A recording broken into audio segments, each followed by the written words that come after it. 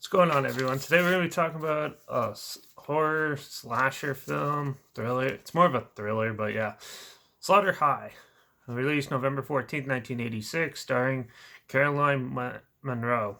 Produced by Steve Menason, and written and directed by George Dudsdale, who's done Living Doll. That's the only other credit he has. Mark Ezra, who's also done like House Swamp, Savage Hearts. He's also co-directed Living Doll with George Dudsdale, and Peter Litton, who's also done a film called uh, Heaven's a Drag. So yeah, this film has three directors, and it had a budget of about just over $2 million. Slaughter High is a horror slasher thriller and yeah, it's your typical slasher film basically. On April Fool's Day, back sometime in the 80s, they played a prank on the nerd of the school, which accidentally severely disfigured him. There was a fire started. It burned his face and severely disfigured him, and yeah, left a bad like memories with him.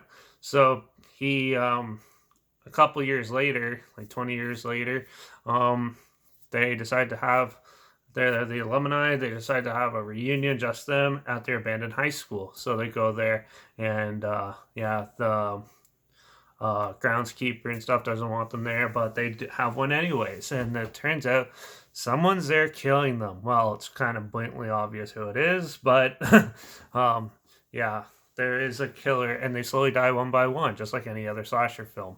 And yeah, and and spoiler, it ends up being the nerdy guy that they ended up disfiguring, getting his revenge on it. So yeah, like I said, it's your typical slasher film, so there's not very much to talk about. It's a very basic plot. Now, some pros in this: the acting's actually pretty decent for this type of film. An independent slasher film, usually it's pretty bad. Right now, in this one, it's pretty good. The special effects, like the gore effects and stuff like that, were pretty decent too. I like that. It has a gritty cinematography, which adds like a nice, interesting feel to it. And the music is really well done, but it's done by Harry Manfredini, who's done the Friday the 13th music and stuff. So obviously, they are gonna have a great soundtrack if you see his name on the film.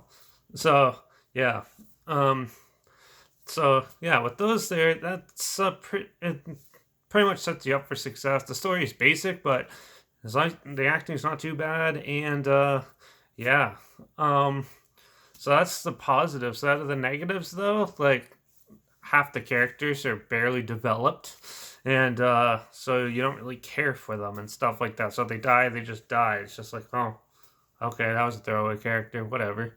Move on to the next.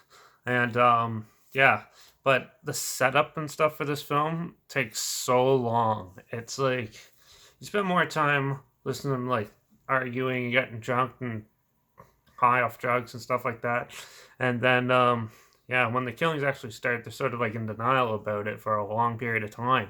And then you get like pointless chase scenes. There's a chase scene in this that's 25 minutes long, which probably should have been cut down quite a bit. But yeah, so which ends up making the viewers kind of bored. And I was kind of bored for half of it. So that was a little downer and stuff like that. But some of the gore effects and the kills were actually pretty interesting. Some of the one-liners are also pretty amusing.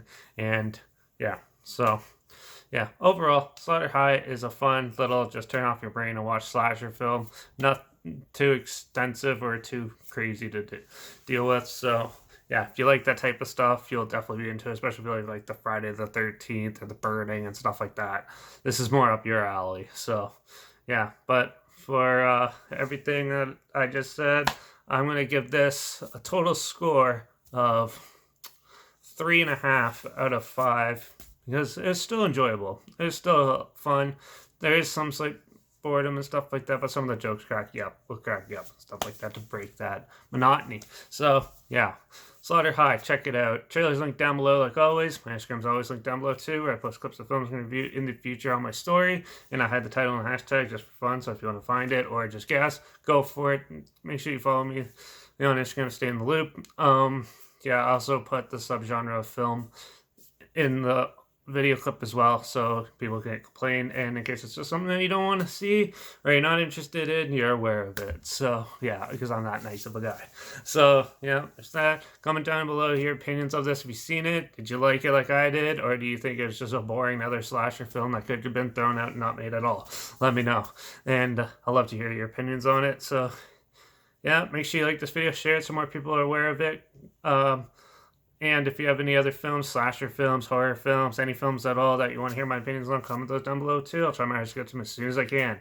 So, and as always, make sure you subscribe too, because you usually never know what I'm going to talk about next. And I have no idea what I'm going to talk about next. So, yeah. But till the next one, I guess I'll see you then. And hopefully I find some other good B-movie stuff for us to check out. So, yeah. See you in the next review.